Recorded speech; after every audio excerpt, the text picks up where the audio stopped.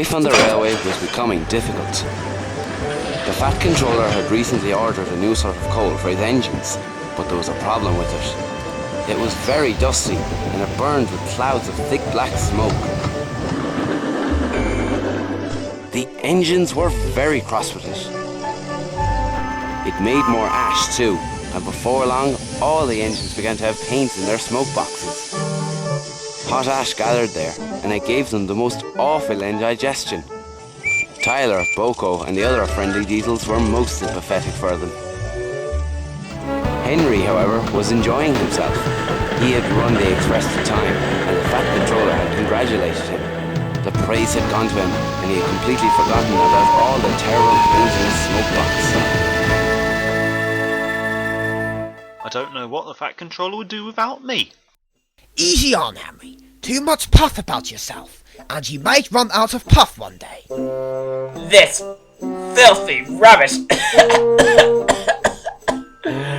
doesn't exactly help with that.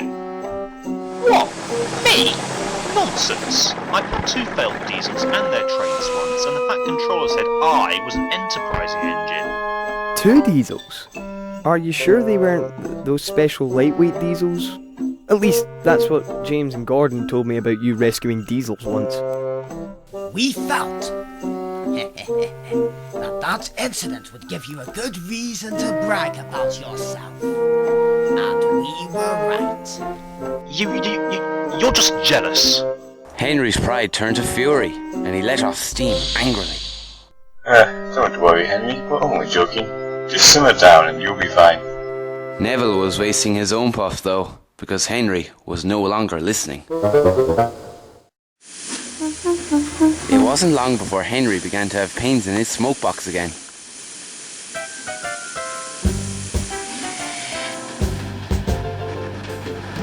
He enviously watched Tyler shunting in the yard.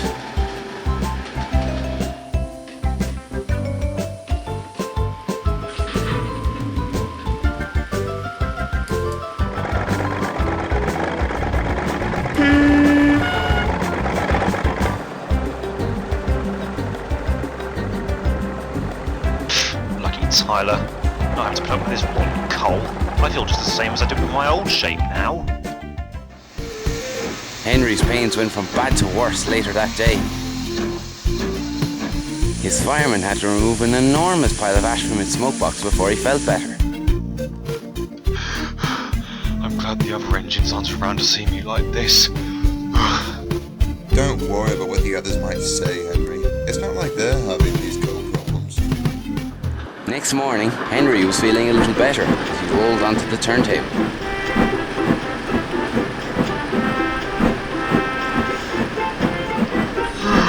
This always gives me a little breather before my morning train.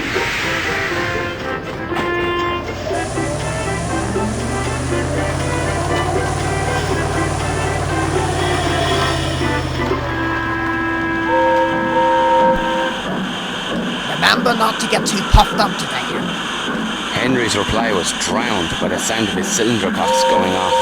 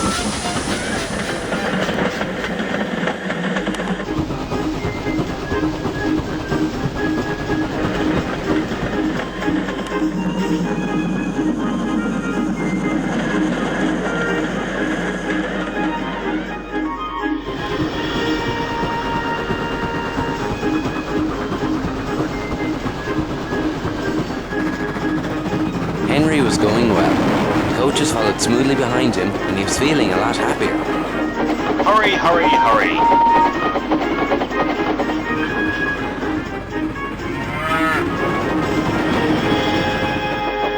But soon, things began to go downhill.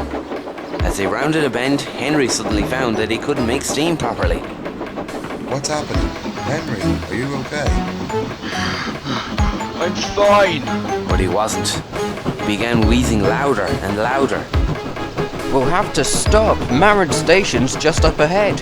Thank goodness we're stopping there anyway.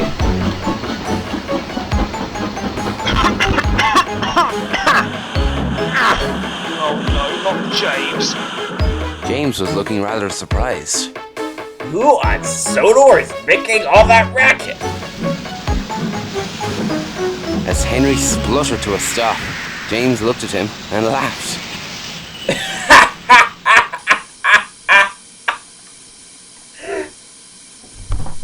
Oh, hello, Henry.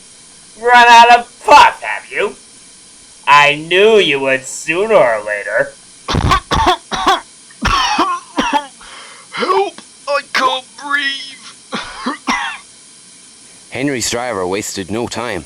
He spoke to the station master, asking if James could take charge of the train. Henry's in no fit condition to carry on. We'll have to move him into the siding. In no time at all, Henry wheezed slowly into the siding, and James back down onto his train.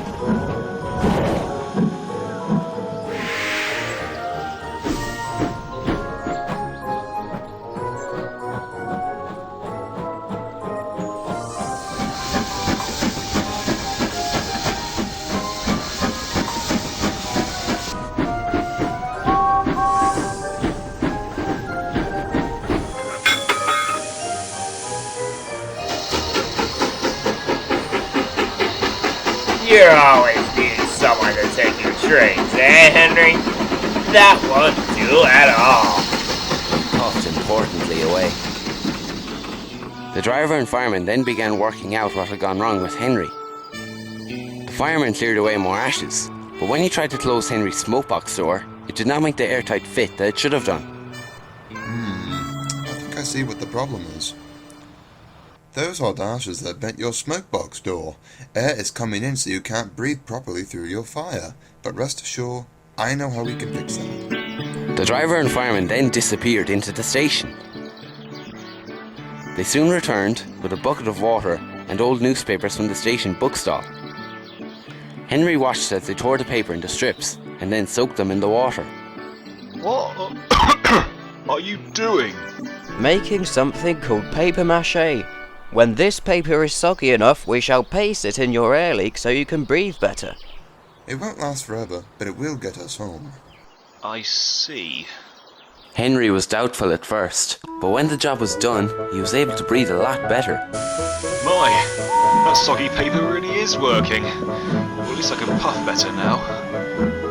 Henry coupled up to a brake van in the yard and then set off back to the sheds. His driver and fireman were amazed at how well he steamed. We'll have to get the fat controller to make it permanent. Henry went very carefully and made his way to Vickerstown without any trouble.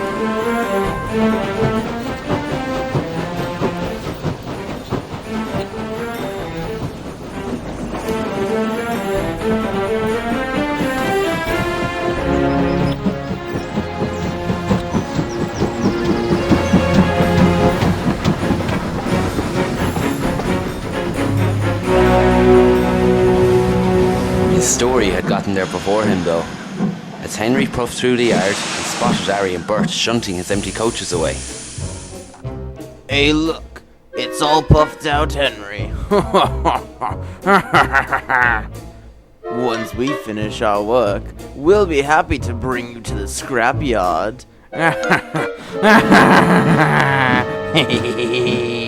Henry just ignored them and rolled over to the sheds.